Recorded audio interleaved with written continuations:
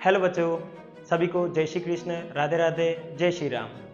मैं हर्षद सेवक आप सभी का अल्फा मेंटर के इस डिजिटल प्लेटफॉर्म पर हार्दिक स्वागत एवं अभिनंदन करता हूं। आशा करता हूं कि आप सब स्वस्थ एवं अच्छे होंगे। जैसा कि हम सब ने मैंने प्रीवियस लेक्चर के अंदर बायोटेक्नोलॉजी के अंदर हमने अपना जनरल इंट्रोडक्शन पढ़ा था बायोटेक्नोलॉजी के बारे में, और हमने कुछ बातें जानी थी, जैसे डीएनए जो बनता है वो नाइट्रोजन बेस, शुगर और इसके अलावा फॉस्फेट से मिलकर बना हुआ होता है, जिसमें बैकबोन जो होती है वो किस किस की होती है, शुगर और इसके अलावा फॉस्फेट की होती है, जबकि लेटरली नाइट्रोजन बेस अटैच होते हैं। इसके बाद हमने बायोटेक्नोलॉजी की दोनों प्रिंसिपल्स पढ़े थे कि बायोटेक्नोलॉजी के प्रिंसिपल्स के अंदर जेनेटिक इंजीनियरिंग आती है और इसके अलावा बायो प्रोसेसिंग आती है। जेनेटिक इंजीनियरिंग वह फॉर्म है जिसके अंदर हम क्या करते हैं कि किसी डीएनए के अंदर कुछ डिजायर जीन डालकर उसको रिकॉम्बिनेंट डीएनए बनाते हैं और फिर हम उसकी क्या करते हैं, नंबर ऑफ कॉपीज बनाकर अपने यूज़ के लिए उसको इस्तेमाल करते हैं, चाहे वो मेडिसिनल यूज़ हो, चाहे वो इंडस्ट्रियल यूज़ हो या फिर किसी और प्लेटफॉर्म पर। वहीं अगर हम बात करते हैं बायो प्रोसेसिंग, तो बायो प्रोसेसिंग वह प्रिंसिपल है जिसके अंदर हम एक स्टेराइल इन्वायरमेंट प्रोवाइड करते हैं ताकि हम नंबर ऑफ कॉपीज को बिना अनडिजायरेबल जीन के क्या कर सकें, मल्टीप्लाई एम्पलीफाई कर सकें और हमें हमारा डिजायर जीन के अलावा और कोई जीन मिले नहीं। हमने लास्टली पढ़ा था कि कैसे एक डिजायर जीन को क्या किया जाता है, एम्पलीफाई भी किया जाता है, उसको प्लाज्मिड के अंदर डाला जाता है। इसके बाद मैं बात करता हूं हमारे इनिशियली टॉपिक के अंदर हमने जो पढ़ा था, हमारे पास तीन चीजें थी। कितनी चीजें थी? तीन चीजें। सबसे पहले तो हमें क्या करना है बेटा, किसी डीएनए को रिकॉम्बिनेंट डीएनए कैसे बनाते हैं, उसके लिए कौन कौन सी रेस्ट्रिक्शन एंजाइम का इस्तेमाल किया जाता है, उसके बारे में जानकारी ली थी। इसके बाद हम बात करते हैं, हमने क्लोनिंग वेक्टर की फॉर्म्स के बारे में जानकारी ली थी, और इसके बाद हम बात करेंगे कि हमें क्या पढ़ना है, कॉम्पिटिटिव होस्ट के बारे में पढ़ना है।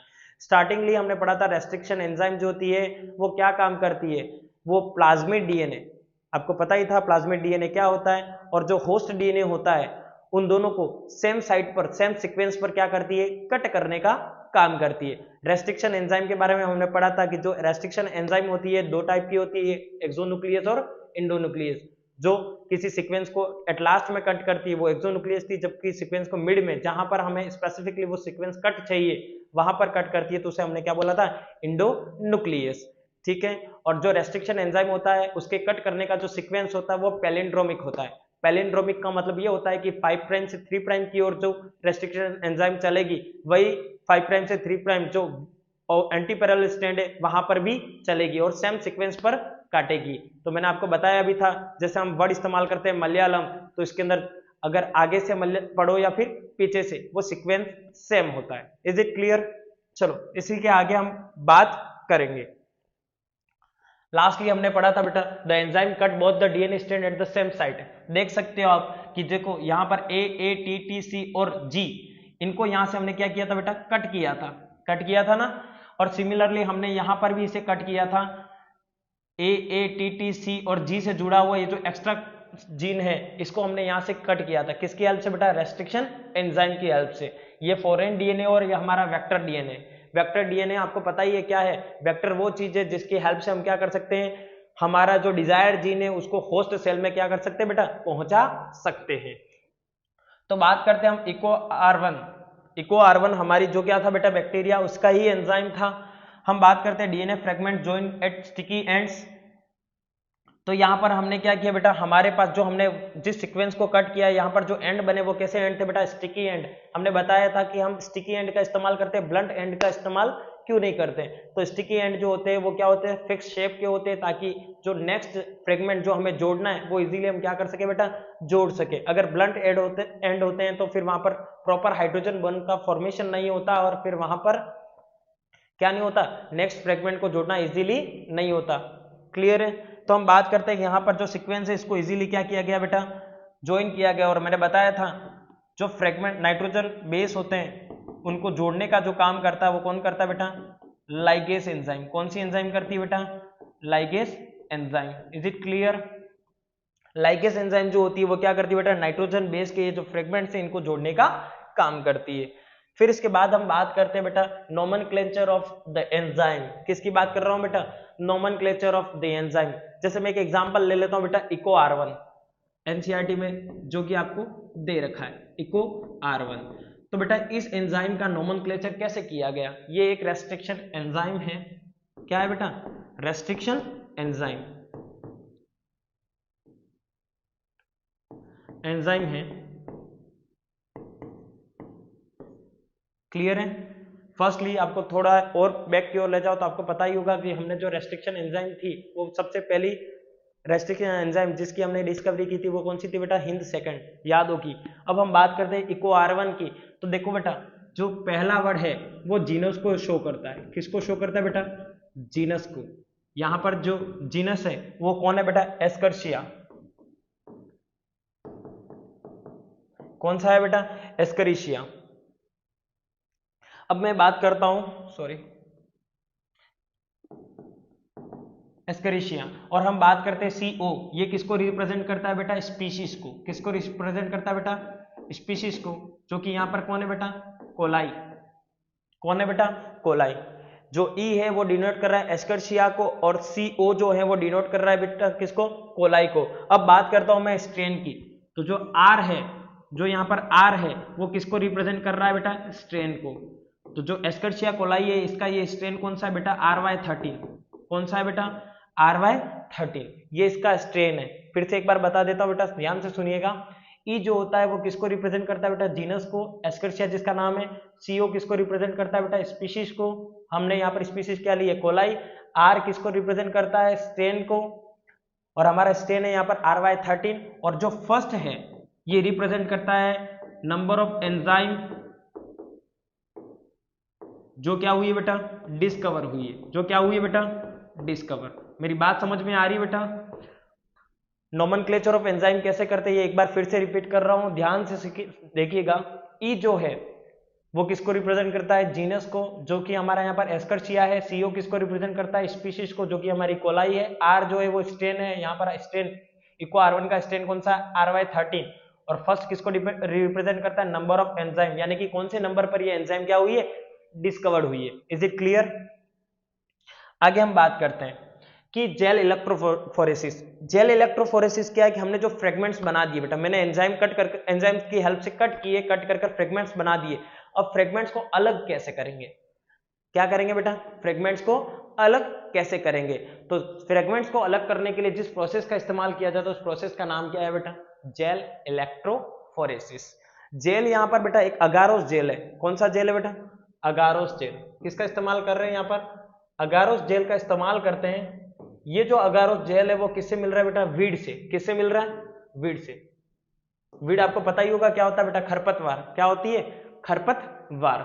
अब हम बात करते हैं, यहां पर क्या लिखा है? The process of separation of DNA, RNA और protein fragments under the presence of electric field is known as gel electrophoresis. यहां पर एक वर्ड इस्तेमाल किया जेल। जेल कौन सा इस्तेमाल हुआ बेटा? अगारोस। और इसके अलावा हम बात करें इलेक्ट्रोफोरेसिस, यानी कि किसकी प्रेजेंस में बेटा? इलेक्ट्रिक फील्ड की प्रेजेंस में। आपको थोड़ा और आइडिया होगा कि DNA जो होता है वो बेटा नेगेटिवली चार्ज होता है। कौन सा चार्ज होता है बेटा? Negatively charge. DNA जो होता है वो नेगेटिवली चार्ज होगा। सीधी सी बात है, हमने पढ़ा हुआ है कि नेगेटिवली चार्ज, अगर कोई नेगेटिव चार्ज है तो वो किसकी ओर अट्रैक्ट होगा बेटा? पॉजिटिव चार्ज की ओर। किसकी ओर अट्रैक्ट होगा बेटा?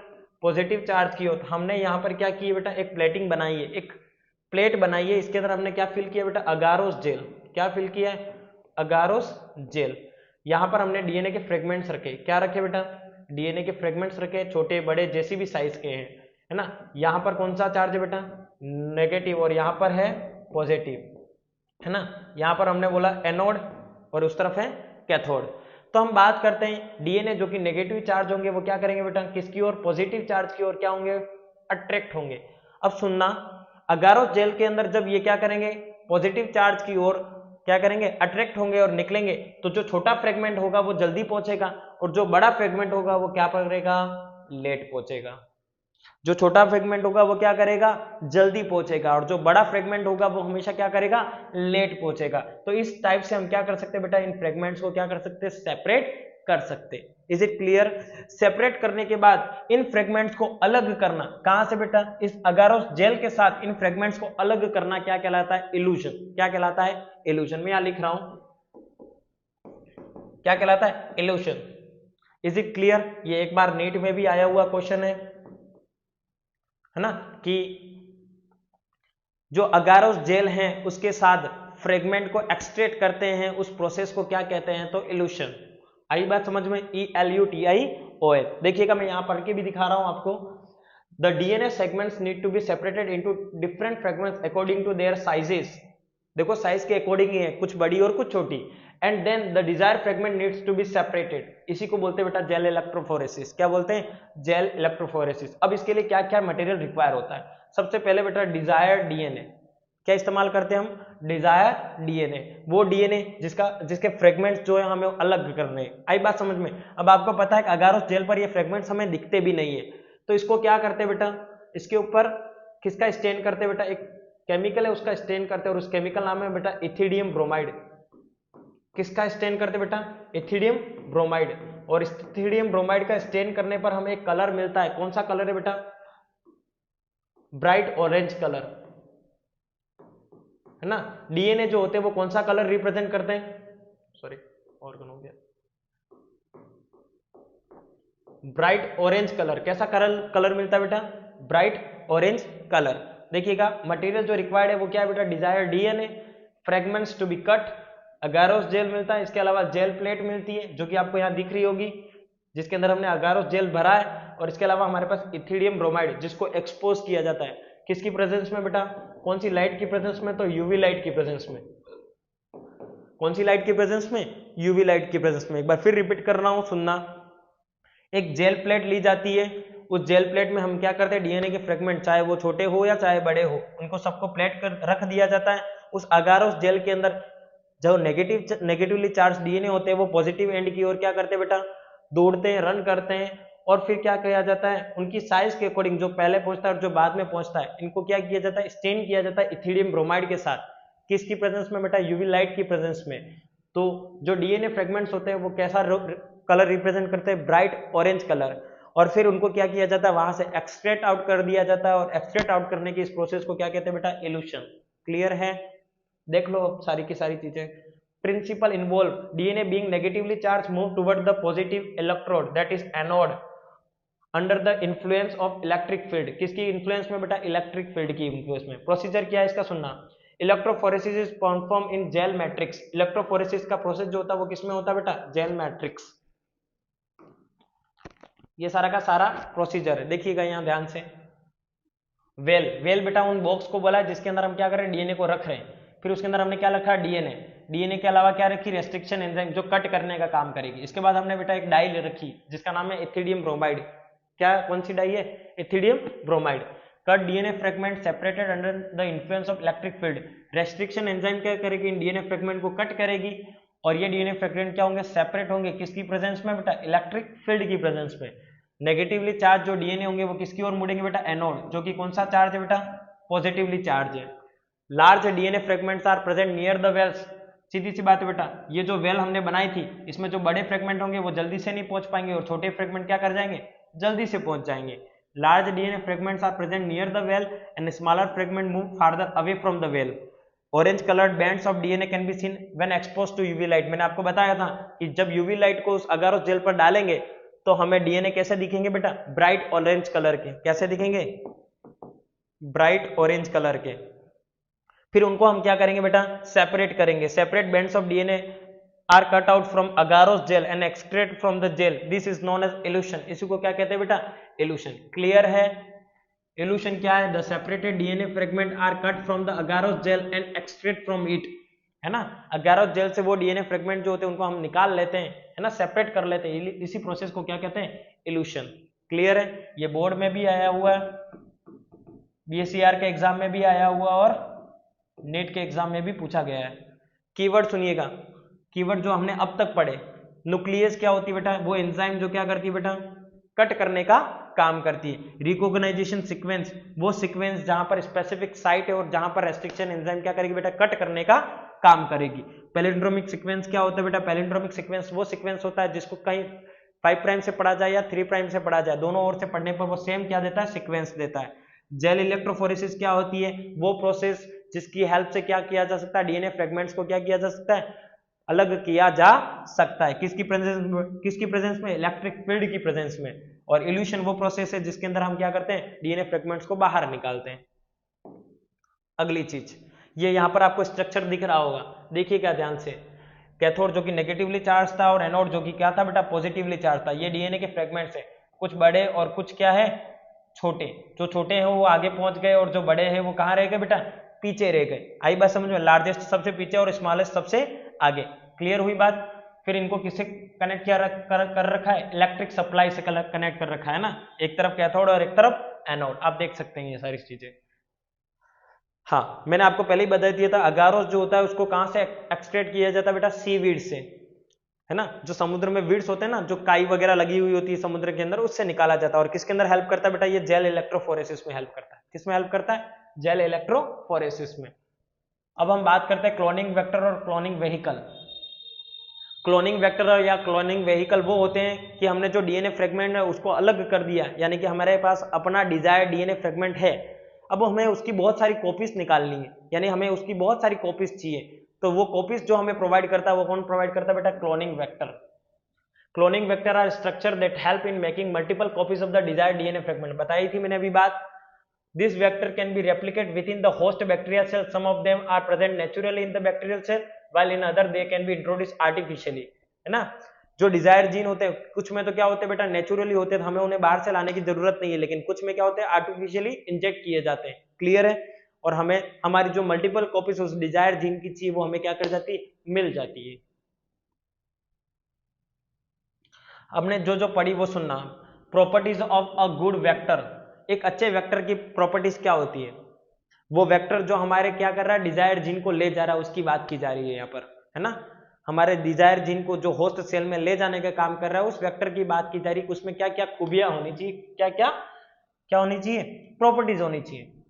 ठीक है। जो वेक्टर हम ले रहे हैं वो रेप्लिकेट ऑटोनोमसली। रेप्लिकेट ऑटोनोमसली का मतलब होता है वो खुद रेप्लिकेट होना चाहिए, वो किसी पर डिपेंड नहीं होना चाहिए। आपको याद हो तो मैंने बताया था कि हमारा जो बैक्टीरिया होता है उस बैक्टीरिया के अंदर जो डीएनए होता है, इसके अलावा एक एक्स्ट्रा क्रोमोसोमल डीएनए होता है जिसका नाम है प्लाज्मिड। और मैंने बताया था कि प्लाज्मिड जो होता है वो इंडिपेंडेंट होता है, यानी वो अपने डिवाइडेशन के लिए डीएनए पर डिपेंड नहीं करता है। तो ऐसा वेक्टर होना चाहिए जो क्या हो बेटा? खुद रेप्लिकेट हो, किसी और पर डिपेंड नहीं हो। आगे बात करते हैं, should be able to carry the genome into the host cell. और उसमें इतनी क्या होनी चाहिए? एबिलिटी होनी चाहिए, कैपेसिटी होनी चाहिए कि वो होस्ट सेल में क्या कर सकता है? एंटर कर सकता है। तीसरी चीज, less than 10 kb in size. बेटा उसकी साइज जो होनी चाहिए वो 10 kb से कम होनी चाहिए। क्यों कम होनी चाहिए बेटा? क्योंकि अगर होस्ट सेल के अंदर उसे एंटर करना है तो उसकी साइज कम ही होनी चाहिए। अगर बड़ी साइज होगी तो वो सेल मेम्ब्रेन को क्रॉस ही नहीं कर पाएगा। Is it clear? इसके बाद बेटा हाई कॉपी नंबर होना चाहिए। हाई कॉपी नंबर क्या है सर? तो ये हाई कॉपी नंबर होता है बेटा कि नंबर ऑफ कॉपीज जो वो बना सकता है ना, नंबर ऑफ कॉपीज जो बना सकता है वो। एनसीईआरटी के अकॉर्डिंग, है ना, इस लेसन के अंदर बताया गया तो सबसे ज्यादा कॉपीज कौन बना सकता है बेटा? बैक्टीरियोफेज। और इसके अलावा कौन बना सकता है? तो इकोलाई, है ना, इसका जो प्लाज्मिड है वो बना सकता है। इनके कॉपी नंबर क्या होते हैं? बहुत हाई होते हैं। Easy to isolate and purify.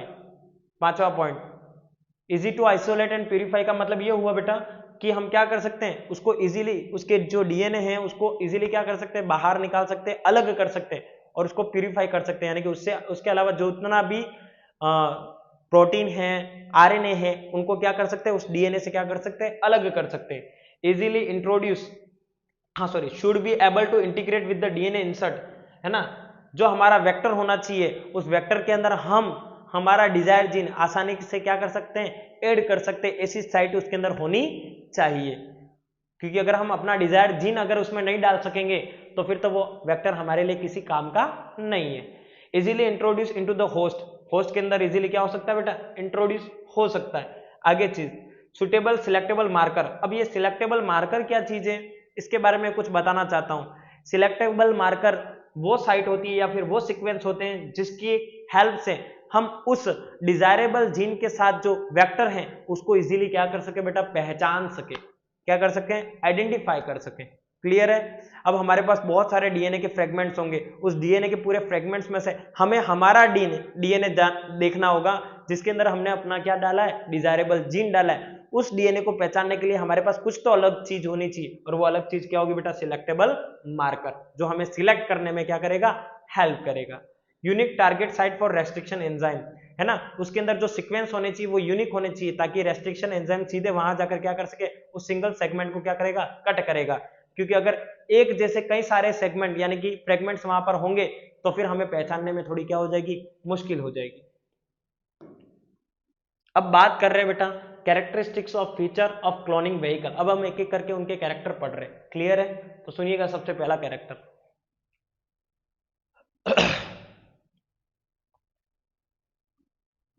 हाँ, सबसे पहली चीज, name the technique used for separating DNA fragment in, तो इसका कौन है बेटा, जेल इलेक्ट्रोफोरेसिस। कॉपी नंबर क्या होता है, it is the average number of copies of the plasmid made पर होस्ट सेल। एक होस्ट सेल में कितने प्लाज्मिड की कॉपियां बनाई जा सकती है, वही उसका क्या कहलाता है, कॉपी नंबर। हम बात करें characteristic feature of cloning vector, यानी कि क्लोनिंग वेक्टर वो वेक्टर या वो व्हीकल जिसके अंदर हम अपना डिजायर जीन डाल रहे हैं, उसके अंदर क्या क्या खूबियां होनी चाहिए। A vector is a DNA molecule that has the ability to replicate inside the host cell. Vector वो डीएनए मॉलिक्यूल होता है जिसके अंदर ये एबिलिटी होती है, कैपेसिटी होती है कि वो खुद ही क्या कर सकता है, होस्ट सेल में डिवाइड कर सकता है। A vector can be inserted with in the foreign desired DNA fragment of cloning. ये वेक्टर जो होता है उसको हम क्या कर सकते हैं, किसी फॉरेन होस्ट सेल में या फिर फॉरेन डीएनए के क्या अंदर क्या कर सकते हैं, इंसर्ट कर सकते हैं, है ना। Insert with the foreign desired DNA fragment for cloning. Vector वो पार्ट होता है जिसके अंदर हम अपना डिजायरेबल जीन डालेंगे और उसके बाद उसको भी क्या कर सकते हैं, रेप्लिकेट कर सकते हैं। अभी हम बात करेंगे यहाँ पर, पहला है जो कैरेक्टर उसमें होनी चाहिए बेटा, ओराई, ओरिजिन ऑफ रेप्लिकेशन। क्या होता है बेटा ओरिजिन ऑफ रेप्लिकेशन, मैंने ये भी पहले बता रखा है कि ओरिजिन ऑफ रेप्लिकेशन वो साइट होती है जहां से रेप्लिकेशन क्या होता है बेटा, शुरू होता है। तो वो प्लाज्मिड या फिर वो डीएनए वो वेक्टर जिसके अंदर ओराई साइट होगा, वहीं पर क्या होगा बेटा, रेप्लिकेशन शुरू होगा। और हम अपना डिजायर्ड जीन, वो भी मैंने बता रखा था कि हम अपना डिजायर्ड जीन जो होगा वो हमेशा कोशिश करेंगे कि उसे कहाँ रखें, उस ओराई साइट के पास में ही रखें, ओरिजिन ऑफ रेप्लिकेशन साइट के पास में ही रखें, ताकि इजीली उसका क्या हो सके, रेप्लिकेशन हो सके। Origin of replication or ORI, it is a set of sequence which is present on the vector from which the replication of the DNA start, है ना। It is a set of sequence, ये sequence का वो set होता है जहां से replication क्या होता है बेटा, शुरू होता है। The desired foreign DNA which is isolated from the organism need to be integrated with the vector at the origin of replication or near to the origin of replication, then it can replicate the desired DNA fragment during own replication. It also control the copy number. ध्यान रखना ओराई के दो काम है, यहीं से क्या होता है बेटा, रेप्लिकेशन शुरू होता है। रेप्लिकेशन ऑलवेज स्टार्ट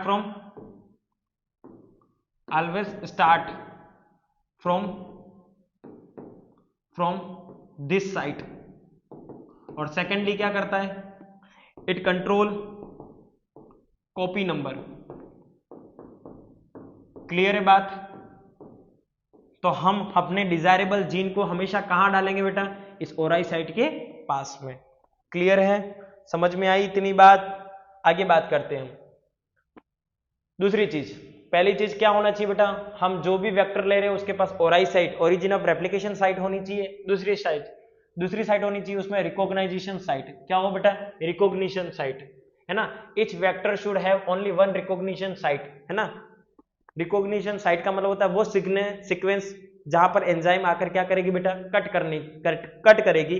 वो सीक्वेंस हमेशा क्या होना चाहिए, उस प्लाज्मिड डीएनए में या फिर उस वेक्टर डीएनए में हमेशा क्या होना चाहिए, एक होना चाहिए। क्यों एक होना चाहिए, क्योंकि रेस्ट्रिक्शन एंजाइम जब क्या करेगी बेटा, कट करने, उस डीएनए को रीड करेगी और कट करने का काम शुरू करेगी।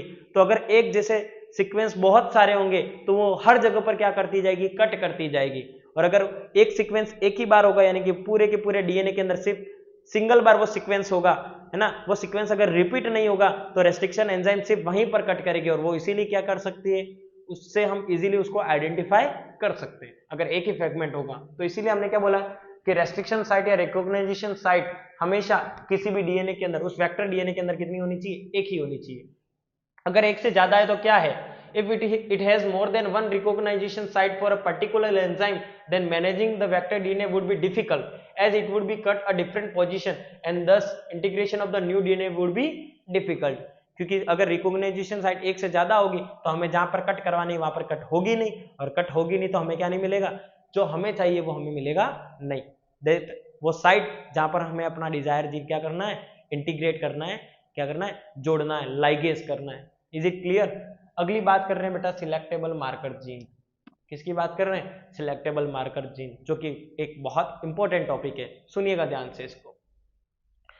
यहां पर मैंने एक बेटा आर्टिफिशियल क्या किया है, डीएनए लिया है, प्लाज्मिड डीएनए लिया है, इसका नाम है बेटा PBR322।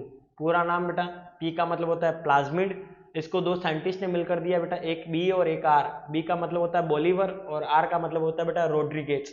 उन दोनों साइंटिस्ट के नाम क्या है? बोलीवर और रोड्रिगेज। आई बात समझ में? बोलीवर और रोड्रिगेज। क्लियर है? समझ में आ रहा है? लिखा होगा यहां पर, देखिएगा बोलीवर और रोड्रिगेज, है ना। एक बोलीवर है और दूसरा कौन है बेटा? रोड्रिगेज। बोलीवर और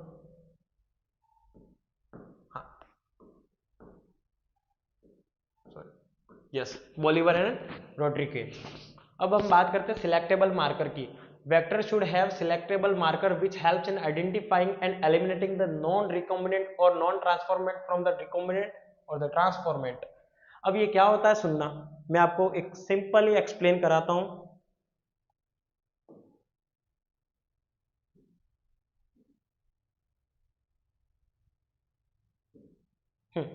सुनना, हमारे पास सिलेक्टेबल मार्कर के फॉर्म में मार्कर जीन की फॉर्म में प्लाज्मिड में कितने होते हैं बेटा? जो हमारा प्लाज्मिड होता है उसमें एक सीक्वेंस जो होता है वो किसके लिए कोड करता है बेटा? एम्फीसिलिन के लिए। किसके लिए कोड करता है बेटा? एम्फीसिलिन के लिए। और दूसरा जो कोड करता है वो किसके लिए करता है बेटा? टेट्रासाइक्लिन के लिए। किसके लिए कोड करता है? ये दोनों की दोनों क्या है बेटा? आपको पता ही होगा, एंटीबायोटिक है ना।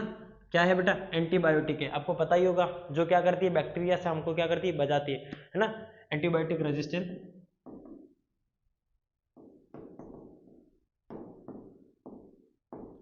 जो किसमें प्रेजेंट है? हमारा जो आर्टिफिशियली बनाया हुआ PBR322। क्लियर है? यहाँ 322 उसका स्ट्रेन है ना। सुनना, तो बात करते हैं हमने अब एक प्लेटिंग की। क्या की बेटा? एक प्लेटिंग की। इस प्लेटिंग पर क्या रखा बेटा? बैक्टीरिया को क्या किया? हमने एक प्लेटिंग की। इस प्लेटिंग के अंदर ध्यान रखिएगा हमने क्या किया? हमने क्या लिए? दो अलग अलग प्लाज्मिड वेक्टर लिए। एक प्लाज्मिड वेक्टर में हमने क्या किया बेटा? सुनना ध्यान से, एक प्लाज्मिड वेक्टर है उसमें हमने एम्फीसिलिन जो है उस रेजिस्टेंस जीन को क्या कर दिया? वहां से हटा दिया। ये जो एम्फीसिलिन के लिए सीक्वेंस जो है इसको हटाकर मैंने क्या किया बेटा? मैंने मेरा क्या डाल दिया बेटा? डिजायर जीन डाल दिया। क्या डाल दिया बेटा? Desire gene. ध्यान से रखना, ध्यान से सुनना इस बात को। मैंने क्या किया बेटा? ये जो एम्फीसिलिन के लिए जो कोड कर रहा था ये जीन, उसकी जगह मैंने अपना डिजायर जीन डाल दिया। अब क्या हुआ? पहले तो मैं क्या करूंगा बेटा? मेरे पास बहुत सारे क्या हुए? डीएनए। बहुत सारे क्या हो गए? डीएनए। उन डीएनए में पहले तो मेरे वाले डीएनए में पहचानूंगा कैसे कि मेरे ये PBR322 के डीएनए हैं। इनको पहचानने के लिए क्या करूंगा? मैं एक प्लेटिंग करूंगा और उस प्लेटिंग पर बहुत सारे के सारे डीएनए रख दूंगा। उन डीएनए को किससे एक्सपोज करूंगा बेटा? ध्यान रखना बहुत अच्छे से। उनको मैं एक्सपोज करूंगा बेटा टेट्रासाइक्लिन से। किससे एक्सपोज करूंगा बेटा? टेट्रासाइक्लिन से। जब मैं उनको टेट्रासाइक्लिन से एक्सपोज करूंगा, सुनना, मैंने क्या किया बेटा? मेरा रिकॉम्बिनेंट डीएनए ये रहा। फिर बता देता हूं, मेरा ये रिकॉम्बिनेंट डीएनए क्यों है? रिकॉम्बिनेंट डीएनए क्योंकि मैंने क्या किया बेटा? PBR322 ये जो डीएनए है उसके अंदर मैंने मेरा डिजायर्ड जीन डाल दिया। किसकी जगह पे डाला है? ध्यान रखना, एम्फीसिलिन की जगह पर। किसकी जगह? एम्फीसिलिन, जो कि एक एंटीबायोटिक रेजिस्टेंट जीन है, उसकी जगह पर मैंने क्या कर दिया? मेरा डिजायर्ड जीन जो है उसको क्या कर दिया? इंसर्ट कर दिया। अब मैं बात कर रहा हूं कि मेरे पास जो टेट्रासाइक्लिन एंजाइम है, मैंने क्या किया यहाँ पर टेट्रासाइक्लिन एंजाइम को क्या कर दिया, रख दिया, सारे के सारे बैक्टीरिया क्या करके बेटा मर गए। लेकिन कौन से बैक्टीरिया नहीं मरे बेटा, PBr322। कौन नहीं मरे बेटा, PBr322, क्योंकि उन सब के पास क्या था बेटा, टेट्रासाइक्लिन एंटीबायोटिक रेजिस्टेंट जीन, जो क्या कर रहा था, उनको दूसरे जो बैक्टीरियल डीएनए है उनसे बचाने का काम कर रहा था। बाकी सारे के सारे डीएनए तो वहां से क्या हो गए, खत्म, लेकिन ये सारे के सारे बच गए, क्योंकि इनके पास ये क्या थी, इस एंटीबायोटिक की कोडिंग थी, जो क्या कर रही थी, रेजिस्ट कर रही थी। क्लियर हुई बात। तो ये जो टेट्रासाइक्लिन है वो किस में हेल्प कर रहा है बेटा, ट्रांसफॉर्मेट जो डीएनए है उनको नॉन ट्रांसफॉर्मेट से अलग करने में हेल्प कर रहा है ना। आपको समझ में आ गया होगा कि ट्रांसफॉर्मेट जो है उसको नॉन ट्रांसफॉर्मेट से अलग करने का काम कौन सा सीक्वेंस कर रहा है बेटा, टेट्रासाइक्लिन का सीक्वेंस कर रहा है, जो कि इसके अंदर है। क्लियर हुई बात। अब हम बात करते हैं कि मैंने जो मेरा डिजायरेबल जीन डाला है उसको मैं कैसे पहचानूं। उसको पहचानने के लिए हम क्या करेंगे, अब हमारे पास जो डीएनए बचे वो सारे के सारे डीएनए क्या होंगे, जिसके अंदर कौन सी एंजाइम है बेटा, कौन सा सीक्वेंस है, सॉरी टेट्रासाइक्लिन का सीक्वेंस है। किसका सीक्वेंस है, टेट्रासाइक्लिन का जो सीक्वेंस है, ये वाले सारे के सारे डीएनए मेरे पास बचे। आई बात समझ में। अब मैं क्या करूंगा, उन सबको किससे एक्सपोज करूंगा बेटा, एम्फीसिलिन से। किससे एक्सपोज करूंगा, सुनना, एम्फीसिलिन। तो मैं जब उन सबको एम्फीसिलिन की प्लेटिंग पर एक्सपोज करूंगा, ये मैंने कोई प्लेटिंग रखी और इसके अंदर मैंने कौन सी एंजाइम डाली बेटा, एम्फीसिलिन की एंटीबायोटिक डाली है ना, एम्फीसिलिन की एंटीबायोटिक डाली। जब मैंने एम्फीसिलिन की एंटीबायोटिक डाली तो सुनना, सारे के सारे PBr322 तो क्या कर जाएंगे बेटा, इसके अंदर क्या कर जाएंगे बेटा, सारे के सारे बच जाएंगे, क्योंकि उन सब के पास क्या है बेटा, एंटीबायोटिक रेजिस्टेंट जीन टेट्रासाइक्लिन का सीक्वेंस पड़ा हुआ है। इसलिए सारे के सारे क्या करेंगे बेटा, PBr322 के जो डीएनए है वो सारे के सारे क्या बच जाएंगे। लेकिन कौन नहीं बचेगा, जिसके अंदर मैंने क्या किया बेटा, एम्फीसिलिन की जगह मैंने क्या डाल दिया, अपना डिजायर जीन। अब मैंने अपना डिजायर जीन उसमें इंसर्ट कर दिया, तब उसके अंदर अब एम्फीसिलिन की कोडिंग नहीं है, वो सीक्वेंस नहीं है जो एम्फीसिलिन के लिए उसको क्या करता है बेटा, रेजिस्ट करता है। तो इसकी हेल्प से मैं क्या कर सकता हूं बेटा, रिकॉम्बिनेंट डीएनए को किससे अलग कर सकता हूं, रिकॉम्बिनेंट डीएनए को क्या कर सकता हूं, फ्रॉम नॉन रिकॉम्बिनेंट से क्या कर सकता हूं, डिफरेंशिएट कर सकता हूं, अलग कर सकता हूं। मेरी बात समझ में आ रही होगी आपको, है ना, कि रिकॉम्बिनेंट को नॉन रिकॉम्बिनेंट से अलग करने में हम किसकी इस्तेमाल कर रहे हैं बेटा, एम्फीसिलिन का। ये जो एम्फीसिलिन का सीक्वेंस है वो किसमें नहीं है बेटा, तो जो मैंने डिजायर्ड जीन अपना इंसर्ट किया है उसमें नहीं है, क्योंकि उसी की जगह तो मैंने इंसर्ट किया है। और इन्हीं टेट्रासाइक्लिन और इन्हीं टेट्रासाइक्लिन और एम्फीसिलिन के जीन को क्या बोलते हैं बेटा, सिलेक्टेबल मार्कर जीन, जो किसमें हेल्प कर रहे हैं बेटा, ट्रांसफॉर्मेट को नॉन ट्रांसफॉर्मेट से अलग करने में हेल्प कर रहे हैं, और रिकॉम्बिनेंट को नॉन रिकॉम्बिनेंट से अलग करने में क्या कर रहे हैं, हेल्प कर रहे हैं। देखो यहां पर ये मेरी ओराई साइट है, इसे हम बोलते हैं ओरिजिन ऑफ रेप्लिकेशन। उसी के जस्ट पास में मैंने बताया आपको किसका सीक्वेंस है, एम्फीसिलिन का सीक्वेंस है, जिस पर यहाँ पर कुछ सीक्वेंस दे रखे, PVU फर्स्ट, PST फर्स्ट, है ना। ये सारी के सारी रेस्ट्रिक्शन एंजाइम है जो एक्ट करती है। यहाँ पर इकोR1, क्ले1 और हिंद थर्ड, यहाँ BAMH1, यहाँ साल1, और ये रोपसाइट किसके लिए कोड करती है बेटा, प्रोटीन के लिए। और यहाँ पर जो BAMH1 है और साल1 है वो किसके लिए कोड कर रही है बेटा, टेट्रासाइक्लिन के। आई बात समझ में, है ना। What will happen if a foreign DNA is ligated at BAMH1 site of PBr322। अगर हम क्या करें कि हमारा जो डिजायरेबल या फॉरेन डीएनए है उसको लाइगेट यानी जोड़ा जाए किसकी साइट पर, BAMH1 की साइट पर। कौन सा है BAMH1, ये। तो क्या होगा, हम बोलेंगे कि वहां पर टेट्रासाइक्लिन का जीन जो है वो क्या हो जाएगा बेटा, इनएक्टिव हो जाएगा। क्या हो जाएगा, इनएक्टिव, है ना। यहाँ पर अब टेट्रासाइक्लिन का जीन नहीं होगा, तो यानी कि इसका मतलब ये हुआ कि PBr322 जो होगी वो क्या नहीं होगी बेटा, रेजिस्टेंट नहीं होगी। किससे रेजिस्टेंट नहीं होगी बेटा, टेट्रासाइक्लिन से। क्लियर हुई बात इस क्वेश्चन के अकॉर्डिंग। अब हम बात कर रहे हैं यहाँ पर इंजर्शन of DNA fragment into the plasmid at the PST1 और PVU1, यानी ये वाला area. Place the DNA insert with in the gene ampicillin and दस, कौन सा जीन है बेटा, एम्फीसिलिन। कोई स्पेलिंग में मिस्टेक हुई।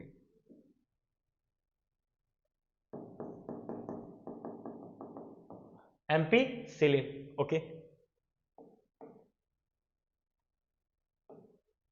हम बात करें दस मैक्स इट्स नॉन फंक्शनल। अगर मैं कह रहा हूं कि एम्पीसिलिन का कोई जीन है और उसकी जगह पर मैंने मेरा डिजायर जीन डाल दिया, तो एम्पीसिलिन का जो जीन होगा वो क्या हो जाएगा बेटा, नॉन फंक्शनल। मैं पहले ही समझा चुका हूं ये बात।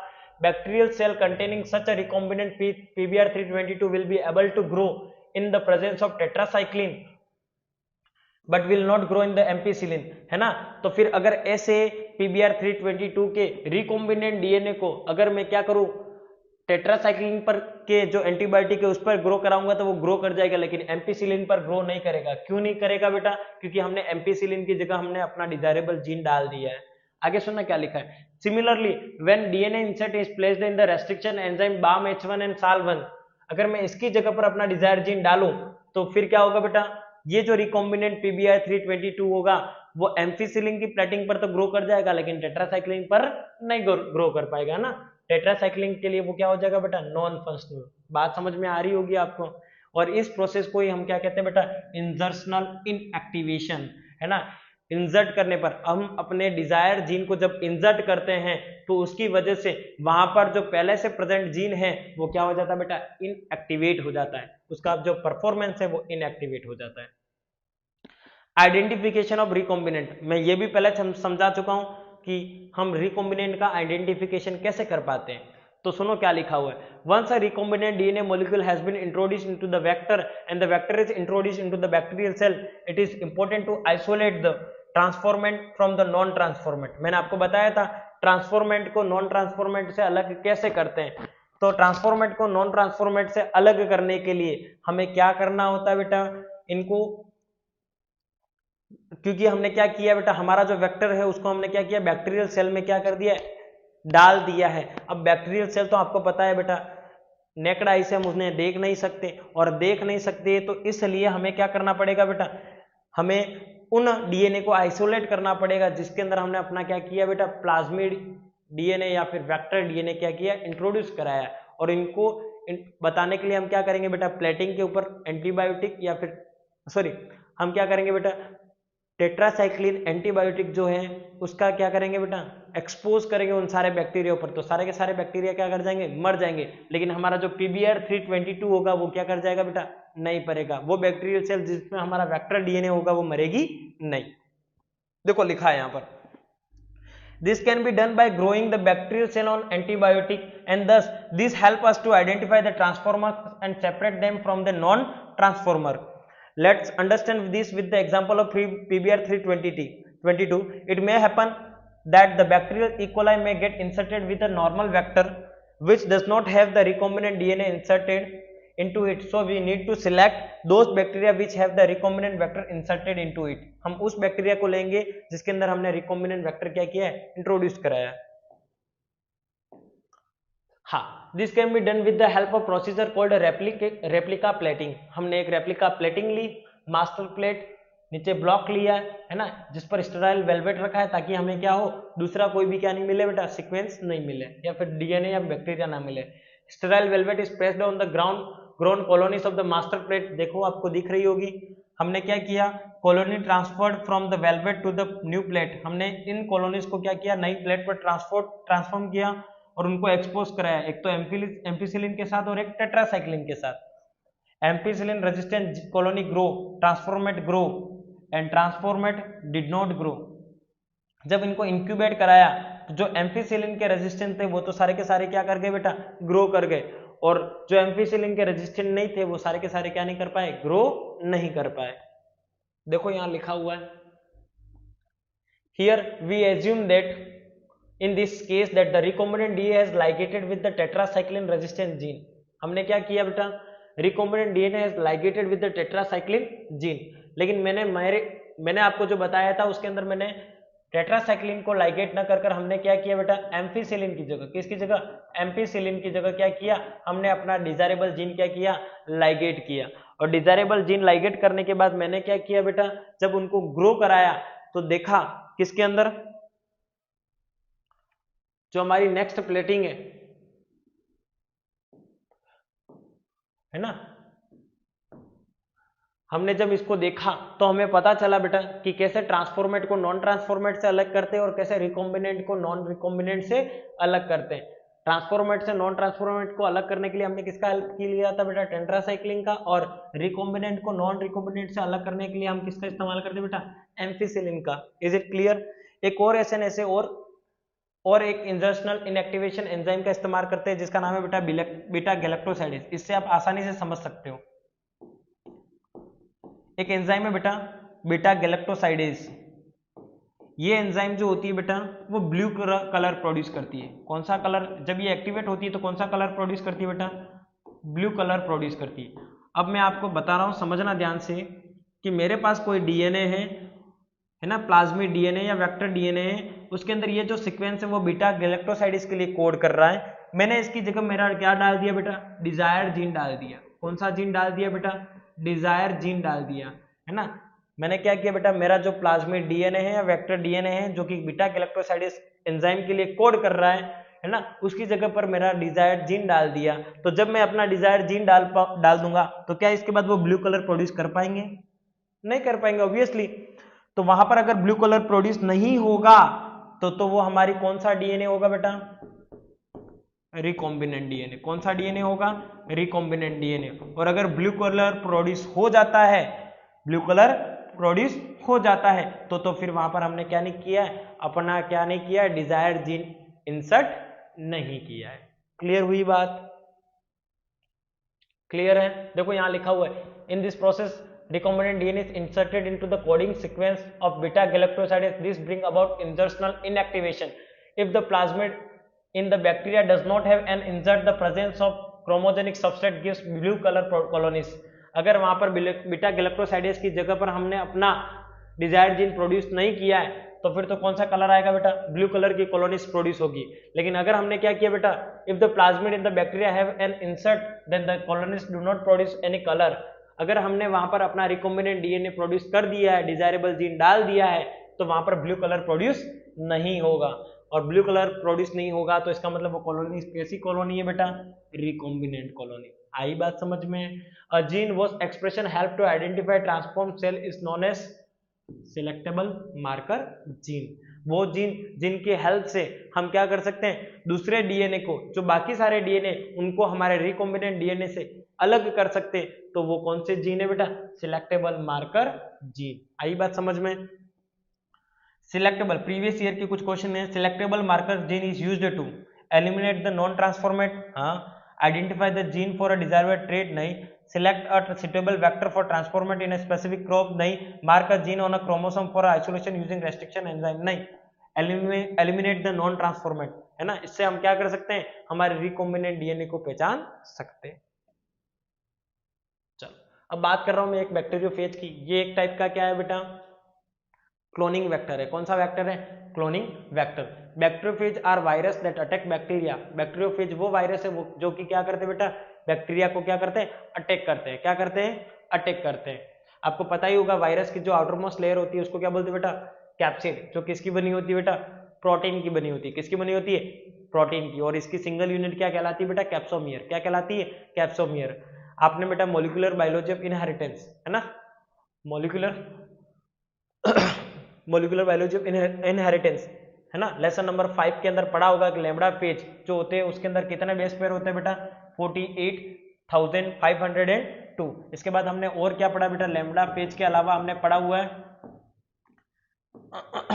इसके अलावा हमने पढ़ा हुआ है शाई 174, जिसके अंदर कितने 5386 क्या होते हैं बेटा, न्यूक्लियोटाइड।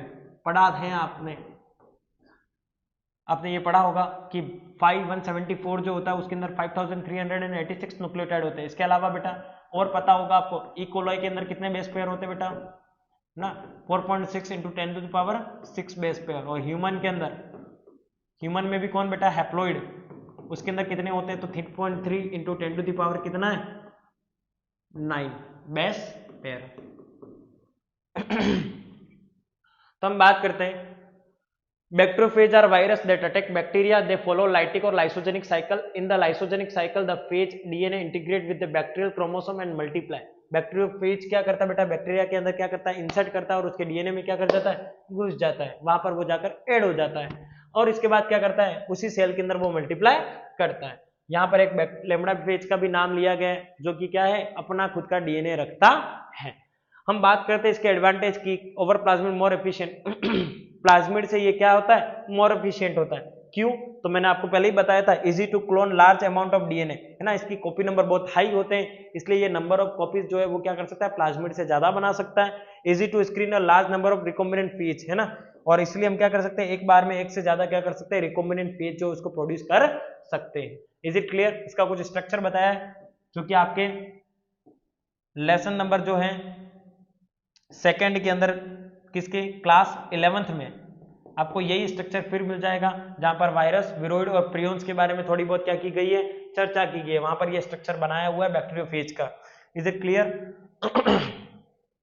अब हम इसके बाद बात करते हैं बायोलॉजिकल क्लासिफिकेशन में, है ना, प्लांट वेक्टर की बात कर रहा हूं। प्लांट वेक्टर में हम ज्यादातर इस्तेमाल करते हैं वो है बेटा टीआई प्लाज्मिड। किसका इस्तेमाल करते हैं, टीआई प्लाज्मिड। ये टीआई प्लाज्मिड किस काम आता है बेटा, टीआई प्लाज्मिड जो है वो कहां पर होता है बेटा, कौन से प्लांट में इसे मिला है बेटा, इसका नाम है बेटा एग्रोबैक्टीरियम ट्यूमीफेशियम।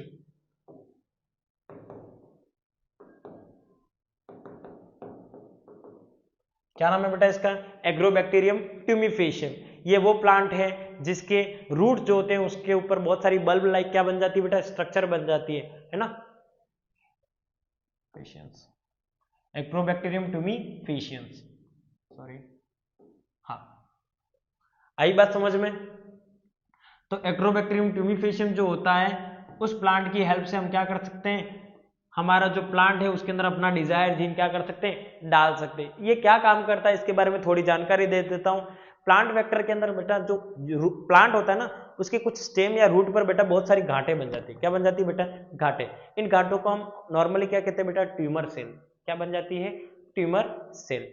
ये जो ट्यूमर सेल होती है ये प्लांट को इन्फेक्ट नहीं करती है, लेकिन इसके अंदर नंबर ऑफ सेल्स जो होती है वो रेगुलरली क्या करती जाती है बेटा, बढ़ती जाती है ना, कॉपी करती जाती है, जिसकी वजह से एक ट्यूमर बन जाता है। जैसे हमारे एनिमल में भी आपको पता होगा प्रोटो ऑन्कोजीन, जो ऑन्कोजीन होता है जो कि कैंसर कॉजिंग जीन होता है, वो क्या करता है, रेगुलरली रेप्लिकेट होता है। रेगुलरली क्या होता है, रेप्लिकेट होता है और नंबर ऑफ सेल्स को क्या करता है, बढ़ाता रहता है और एक ट्यूमर का फॉर्मेशन ले लेता है। Is it clear? तो वैसे यहां पर भी एक ट्यूमर फॉर्म हो जाता है और इस ट्यूमर के अंदर जो ये सेल है जो ट्यूमर फॉर्म कर रही है, उन सेल के अंदर हम अपना क्या करते थे बेटा, उनके डीएनए के अंदर हम अपना डिजायरेबल जीन डाल देते हैं जो प्लांट के लिए हेल्पफुल है।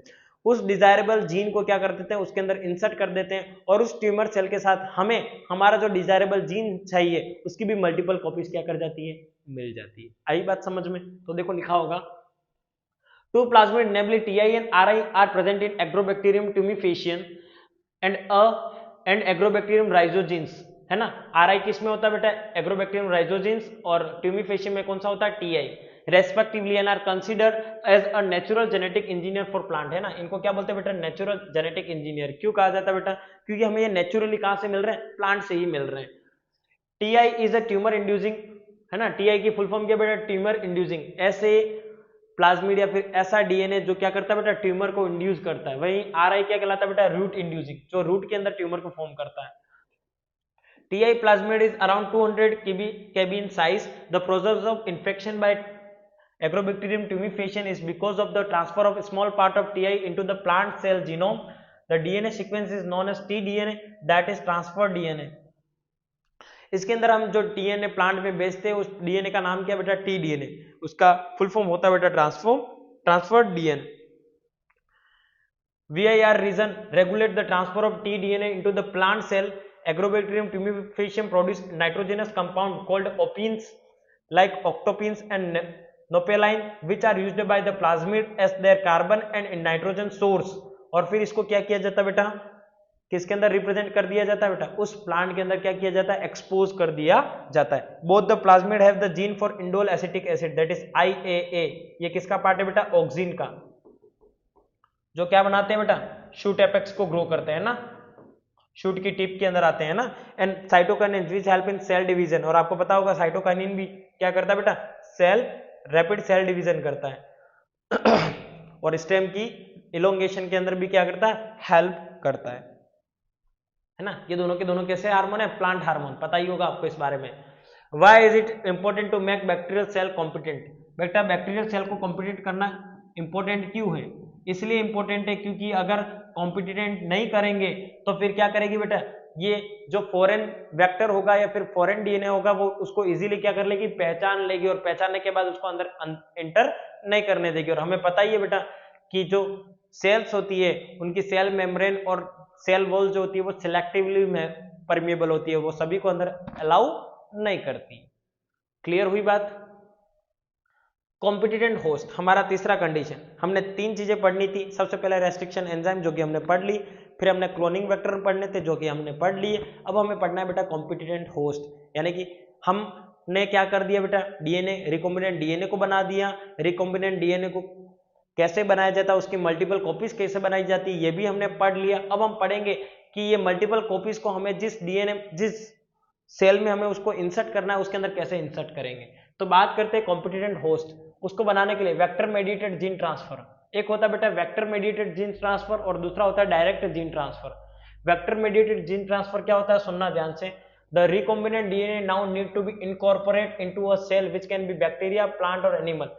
हमने रिकॉम्बिनेंट डीएनए बना दिया, अब उसको हमें क्या करना है, चाहे वो बैक्टीरिया में हो, चाहे वो प्लांट में हो, या चाहे वो एनिमल में हो, इनमें हमें क्या करना है बेटा, इनकॉर्पोरेट यानी कि उसे उसमें डालना है ना, उसमें एक्सपोज करना है या फिर डालना है ना, इंसर्ट करना है। DNA is a hydrophilic and it is not possible for it to pass through the membrane. हमने बोला था कि डीएनए जो होता है वो हाइड्रोफिलिक होता है, और हमें पता है कि जो आउटर मोस्ट लेयर होती है सेल मेम्ब्रेन की वो होती है हाइड्रोफोबिक, जो कि क्या होती है, इसको रेजिस्ट करेगी, क्या करेगी, रेजिस्ट रिपल्स करेगी, और इस वजह से वो उसके अंदर इंसर्ट नहीं हो पाएंगे। तो इसलिए क्या किया जाता है, सुनना, the bacterial cell is treated first with high concentration of calcium. याद रखना किस आयन से इसको एक्सपोज, किस कंसंट्रेशन के साथ इसको एक्सपोज किया जाता है। तो बैक्टीरियल सेल जो होती है उसको फर्स्टली किससे ट्रीट किया जाता है बेटा, कैल्शियम आयन से।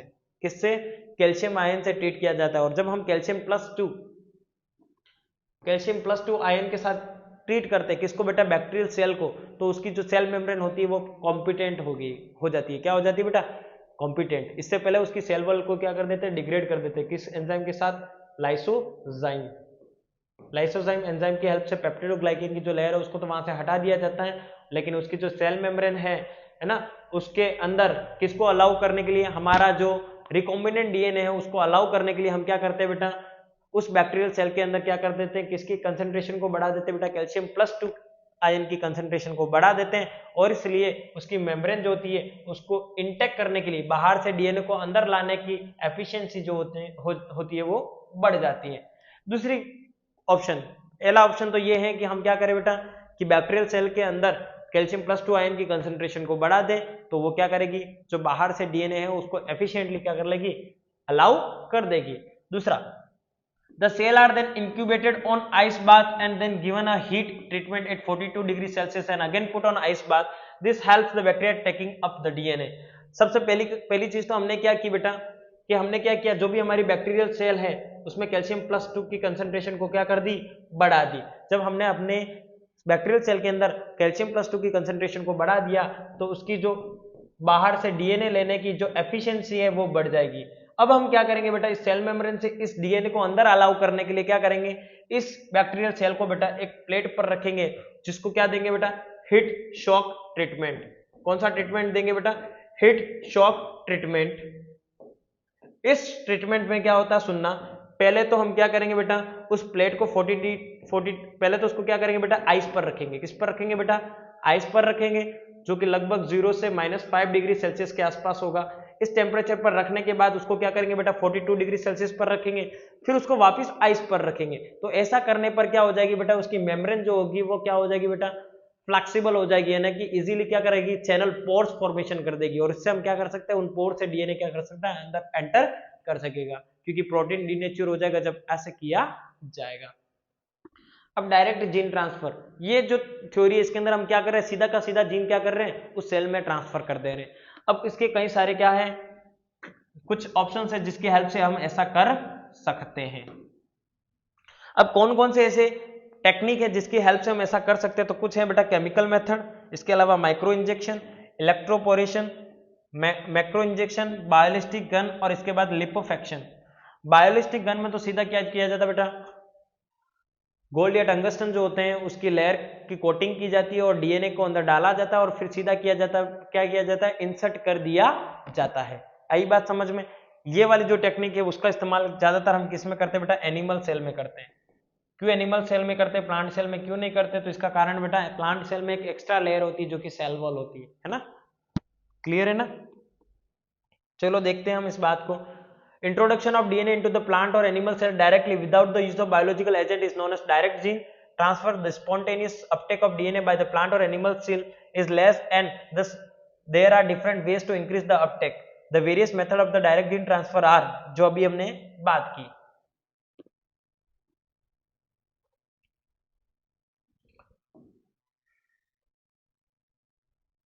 हाँ, तो हम बात करते हैं, सबसे पहला मेथड है केमिकल मेथड।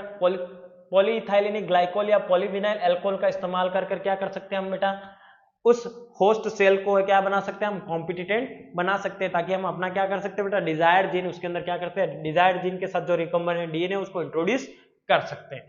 दूसरी हमारे पास कंडीशन है बेटा इलेक्ट्रोपोरेशन। इलेक्ट्रोपोरेशन का अंदर हम क्या करते हैं बेटा, हीट शॉक ट्रीटमेंट के अंदर वहां पर हमने क्या किया था बेटा, आइस और ये दिया था। अब यहां पर हम क्या करेंगे बेटा, सीधा के सीधा उसको क्या करेंगे बेटा, हाई इलेक्ट्रिक यानी कि हाई इलेक्ट्रिक फील्ड के अंदर उसको क्या करेंगे, उसके सेल मेम्ब्रेन को, उस सेल को रखेंगे, जिससे वो क्या करेगी बेटा, उस शॉक ट्रीटमेंट के बाद क्या हो जाएगा बेटा, उसकी जो मेम्ब्रेन हो जाएगी वो थोड़ी बहुत क्या हो जाएगी, फ्लेक्सिबल। Is it clear? उनके बीच में पोर्स फॉर्मेशन हो जाएगा। जैसे देखते हैं यहाँ पर पॉलीइथेनिक ग्लाइकोल और पॉलीविनाइल अल्कोहल की हेल्प से हम क्या कर सकते हैं बेटा, the plant protoplast is placed in the medium rich in magnesium +2 to this the plasmid DNA with the desired gene is added, और एडेड होने के बाद वो उसमें क्या हो जाता है बेटा, एंटर हो जाता है। इलेक्ट्रोपोरेशन के अंदर they cells are expose to electric impulse, इसमें किससे एक्सपोज किया जाता है बेटा, इलेक्ट्रिकल इंपल्स, जिसकी वजह से क्या बन जाते हैं बेटा, ट्रांजिएंट पोर बन जाते हैं in the plasma lemma, that is plasma membrane, that helps in intake of DNA. Clear हुई बात? इसमें क्या हो जाता है बेटा, इलेक्ट्रिक फील्ड का इस्तेमाल किया जाता है। अब आगे बात करते हैं हम तीसरा, कुछ एक क्वेश्चन दे रखा है, electroporation procedure involve, electroporation procedure किसको इन्वॉल्व करता है बेटा, purification of saline water with the help of membrane system, making transit pore in the cell membrane to introduce gene construct, बिल्कुल ये सही है। तीसरा कि वहां पर क्या बनाता है बेटा, ट्रांजिएंट पोर बना देता है, तो इसकी वजह से हम क्या कर सकते हैं, हमारा रिकॉम्बिनेंट डीएनए है उसको इजीली सेल मेम्ब्रेन में इंसर्ट करा सकते हैं। इसके बाद है बेटा बायोलिस्टिक गन। बायोलिस्टिक गन आपको दिख रही होगी, ये वाली है ना, एक गन की तरह ही होती है, जिसके यहाँ पर ऊपर डीएनए लगा देते हैं। क्या लगा देते हैं? डीएनए, जिसको कोटिंग की जाती है बेटा गोल्ड या टंगस्टन की। देखो लिखा होगा टंगस्टन या गोल्ड की क्या की जाती है, 1.1 से 2 mm की कोटिंग की जाती है, और उसी के अंदर हमें डीएनए रखते हैं। इस डीएनए को हाई वेलोसिटी के साथ, एक बहुत स्पीड के साथ, जैसे अपने बंदूक आती है ना उसकी तरह, किसके अंदर इंसर्ट करा देते हैं बेटा, प्लांट सेल के अंदर। किसके अंदर इंसर्ट करा देते हैं? प्लांट सेल के अंदर। किसके अंदर इंसर्ट करा देते हैं? प्लांट सेल के अंदर, है ना, प्लांट सेल के अंदर क्या कर देते हैं, इंसर्ट करा देते हैं। और वही हम बात करते हैं किसकी, lipofection. The desired DNA is introduced into the cell with the help of liposome. जब लाइपोसोम के साथ किया जाता है तो उसे हम क्या कहते हैं, लिपोफेक्शन। लाइपोसोम के साथ किया जाता है, हमारा जो डीएनए होता है डिजायर्ड जीन, उसको क्या किया जाता है, ऐड कर दिया जाता है। ये किस किस में होता है बेटा, प्लांट में भी होता है और एनिमल में भी होता है, और ये सिर्फ किस में होता है बेटा, प्लांट में ही होता है ना।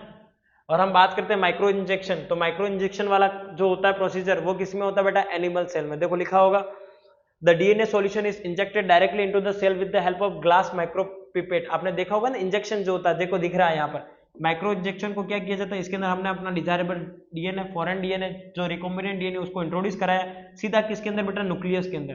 किसके अंदर? न्यूक्लियस के अंदर, किसकी, होस्ट सेल के न्यूक्लियस के अंदर। आई बात समझ में? किसकी हेल्प से बेटा, इस सुई की हेल्प से, है ना, सिरिंज की हेल्प से। तो देखो लिखा है the DNA solution is injected directly into the cell with the help of glass micropipettes. Protoplasm should be used as it does not interfere with the use of micro injection, but if an intact cell is used, then the cell wall interferes with the process of micro injection. The protoplasm is held on a glass slide coated with polylysine or held under the suction by a micropipette and then DNA is injected. It is a time taking process. कैसा process है बेटा ये? Time taking process है। In this process, plasmid DNA is injected into the lumen of the inflorescence and using a hypodermic syringe. किस syringe का इस्तेमाल किया जाता है? हाइपोडर्मिक सिरिंज का. अब हम बात करते हैं बेटा obtaining the foreign gene product. ठीक है, अब मैं बात कर रहा हूं, सुनना ध्यान से. अभी तक हमने क्या क्या पढ़ा वो एक बार डिस्कस कर लेते हैं बेटा. हमने सबसे पहले रेस्ट्रिक्शन एंजाइम की हेल्प से क्या किया बेटा? डीएनए फ्रेगमेंट्स को कट किया, उन्हें आइसोलेट किया. आइसोलेट करने के बाद क्या किया बेटा? आइसोलेट करने के बाद उसकी हमने क्या की, उसको हमारे प्लाज्मिड वेक्टर के अंदर इंसर्ट किया, जिससे हमें एक रिकॉम्बिनेंट डीएनए मिला. उस रिकॉम्बिनेंट डीएनए को वेक्टर की हेल्प से, किसकी हेल्प से बेटा?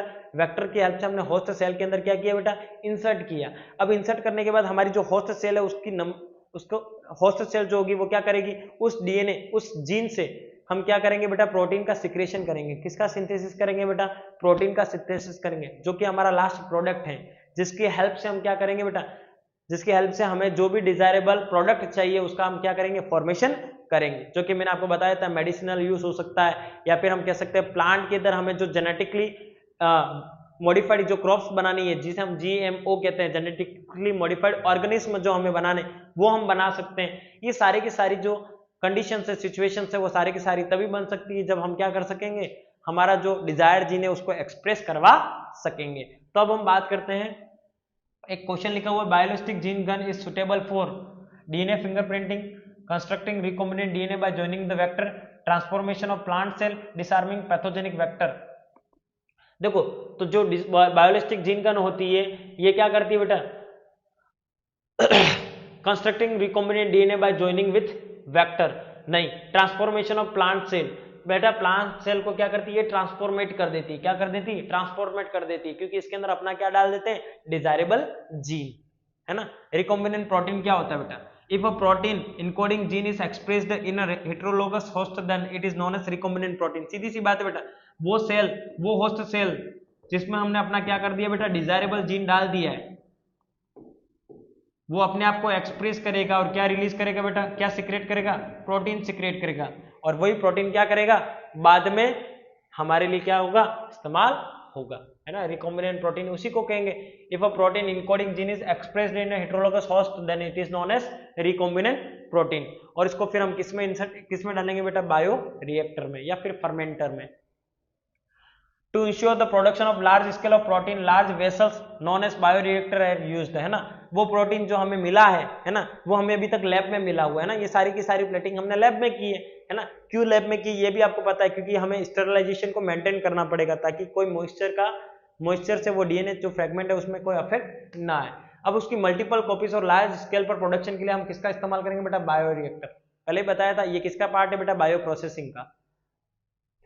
सुनना, large vessel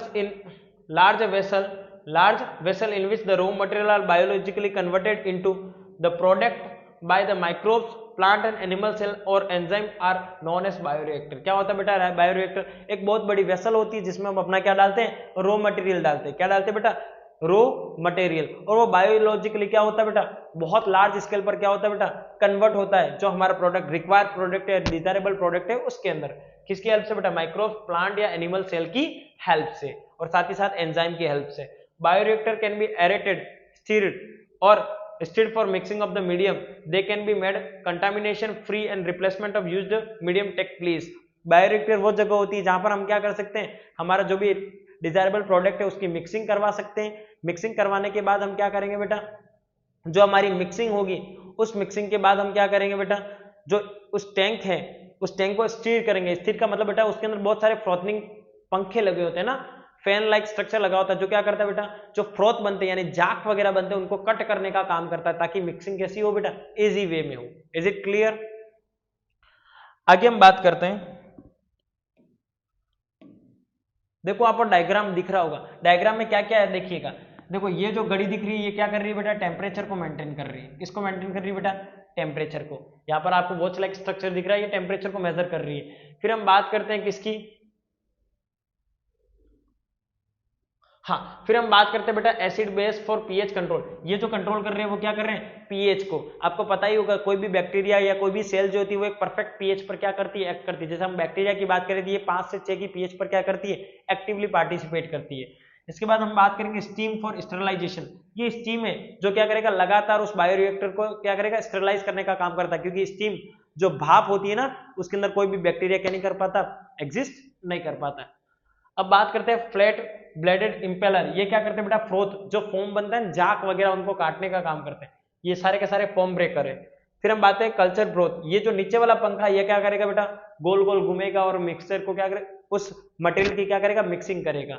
इसके बाद बेटा स्टेराइल एयर है। ये जो एयर होती है वो क्या करती है बेटा, बाहर निकलती है। वो एयर जो क्या हो चुकी है, एनाएरोबिक हो चुकी है, यानी कि जहां पर ऑक्सीजन की क्या होगी, ऑक्सीजन जो है उसकी कैपेसिटी बिल्कुल कम होगी। ऑक्सीजन के अलावा एनाएरोबिक जो भी एयर होगी वो बाहर निकलती जाएगी, क्योंकि हमें पता है कि ज्यादातर बैक्टीरिया जो होते हैं वो कैसे किस कंडीशन में ग्रो होते हैं, वो एरोबिक कंडीशन में ग्रो होते हैं। क्लियर है बेटा। यहाँ पर ये क्या लगी, मोटर लगी हुई है। Is it clear. ये है सिंपल स्टिर्ड टैंक बायोरिएक्टर, है ना। इसका शेप कैसा होता है बेटा, कर्व होता है, ये सिलेंड्रिकल होता है। क्यों होता है, ताकि कोई भी मटेरियल एक जगह पर स्टे नहीं रहे, है ना, लगातार क्या करता रहे, घूमता रहे। Simple stirred tank bioreactor, simple stirred tank bioreactor, sparged stirred tank bioreactor. दो टाइप के बायोरिएक्टर होता है, एक होता है बेटा सिंपल स्टिर्ड टैंक बायोरिएक्टर और दूसरा होता है बेटा स्पार्ज्ड स्टिर्ड टैंक बायोरिएक्टर।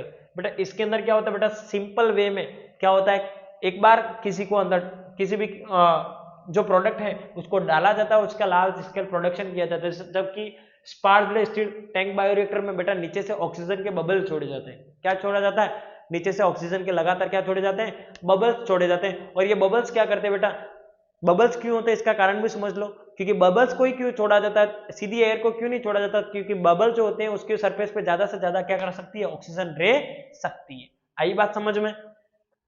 हम पहले बात कर रहे हैं सिंपल स्टिर्ड टैंक बायोरिएक्टर की। These are simple type and consist of stirrer which help in mixing. Stirrer ये कहला रहे है ना, जो ये पंखे है ना, ये जो क्या करेंगे, मिक्सिंग का काम करेंगे, even distributing of oxygen through out the reactor. और क्या करेंगे, इसके अंदर जो ऑक्सीजन होगी उसको थ्रू आउट द रिएक्टर क्या करेंगे, पहुंचाने का काम करेंगे। It is usually cylindrical and और has a curved base to help mixing the content, है ना। इसका शेप कैसा होता है, सिलेंड्रिकल या कर्व होता है।